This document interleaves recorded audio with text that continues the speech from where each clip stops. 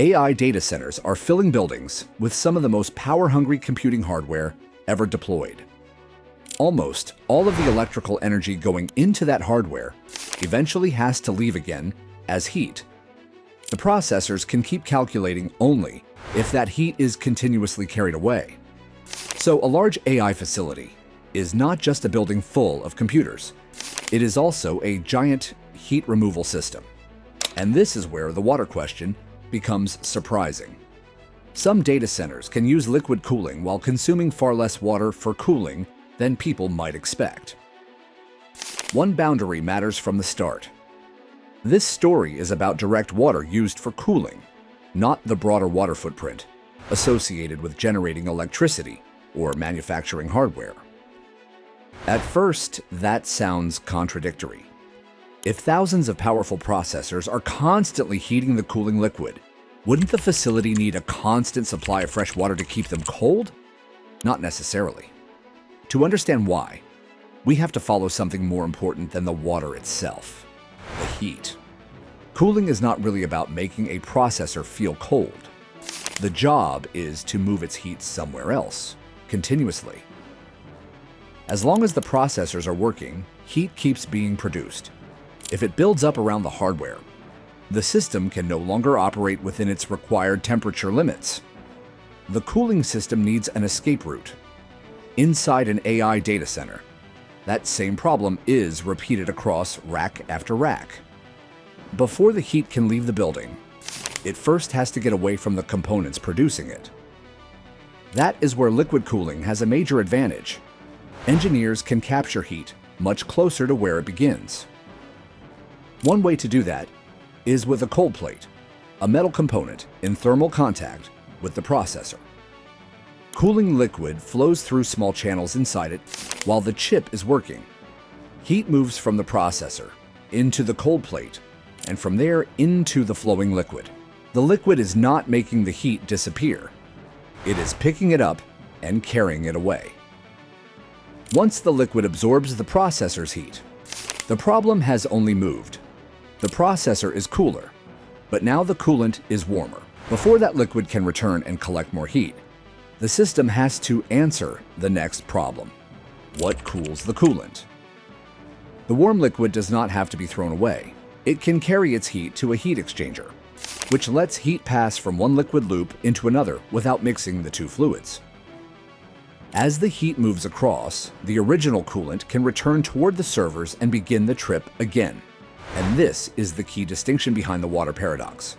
Cooling fluid circulating through a system is not the same as water being consumed by it.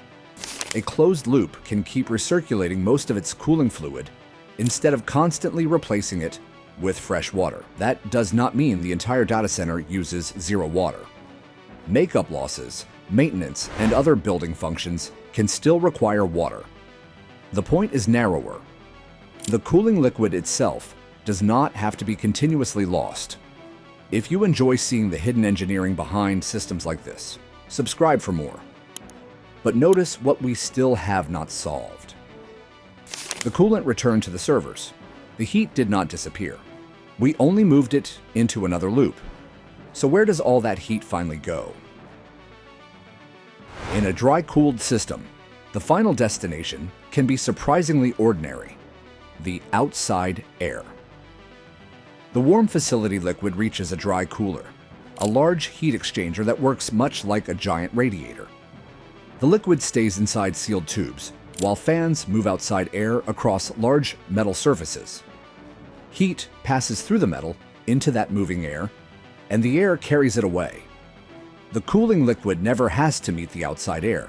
Once it has given up enough heat, the liquid can circulate back through the facility system, ready to accept more.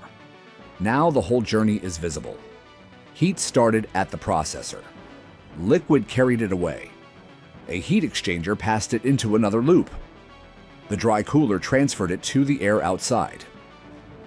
The liquid can stay in circulation while the heat leaves, yet the cooling architecture outside the racks can determine whether the system mainly recirculates fluid or deliberately consumes water to reject heat. Which creates the next question. If engineers can reject heat without evaporating the cooling water, Why use evaporation at all? Dry cooling is not the only way to reject heat. Another option is evaporative cooling. In a cooling tower, water is exposed to moving air. A portion evaporates, carrying heat away with it. Water that evaporates has left the cooling system, so replacement water has to be added. A dry cooler handles the final step differently. The fluid remains separated from the outside air, while heat crosses through metal surfaces and is carried away by airflow. Both systems can reject heat, but they do not have the same relationship with water. Two data centers can both use liquid to carry heat away from processors, yet have very different direct cooling water demands, depending on how that heat is finally rejected. So the phrase liquid-cooled data center tells you only part of the story. You still need to know what happens after that liquid becomes warm. The crucial difference can appear at the very end of the heat journey. The avoiding evaporation does not make the cooling problem disappear. A dry cooler still has to push all of that heat into the surrounding air, and how easily it can do that depends partly on conditions outside. As outside air gets warmer, rejecting heat into it becomes more difficult. Depending on the design, the system may need larger heat exchanger surfaces or more help from mechanical cooling. That is why dry cooling is not automatically the best answer everywhere. Evaporative cooling takes a different trade-off. By allowing water to evaporate, it can reject heat very effectively, but some of that water is consumed in the process. Engineers are choosing different ways to solve the same heat problem, with trade-offs shaped by the facility, its cooling design, and the environment around it. This is not simply old technology versus new technology. Evaporation and dry heat rejection solve the same physical problem in different ways, and each shifts the engineering burden somewhere else.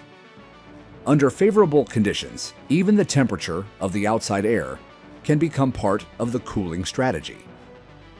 Here is the counterintuitive part. Cooling liquid does not always have to feel cold to us. Some modern high-performance systems are designed to accept coolant entering at around 45 degrees Celsius or 113 degrees Fahrenheit. That sounds warm for something called cooling water. But cooling is about temperature differences. As long as the liquid is cool enough relative to the processor, heat can still flow into it. When outdoor conditions are favorable, that heat can then be transferred from the cooling system into cooler outside air. Allowing the liquid to operate at higher temperatures can make that final step easier and reduce the need for mechanical chilling. So even the climate around a data center can become part of its cooling strategy. Cool weather does not magically eliminate water use, and it does not make the fans and pumps free to run. It can simply make non-evaporative heat rejection more practical for more hours depending on the system. Now, the original water paradox makes sense. The important question is not simply whether liquid flows through an AI data center. It is what happens to that liquid and how the heat it carries finally leaves the building. In an evaporative system, some water leaves as vapor and has to be replaced. In a dry-cooled closed system, most of the cooling fluid can keep circulating while the heat itself leaves through the air. That is why liquid cooling alone does not tell you how much direct cooling water a data center will consume. The decisive difference can happen much farther downstream. At the final heat rejection stage, the water can stay in circulation. The heat cannot.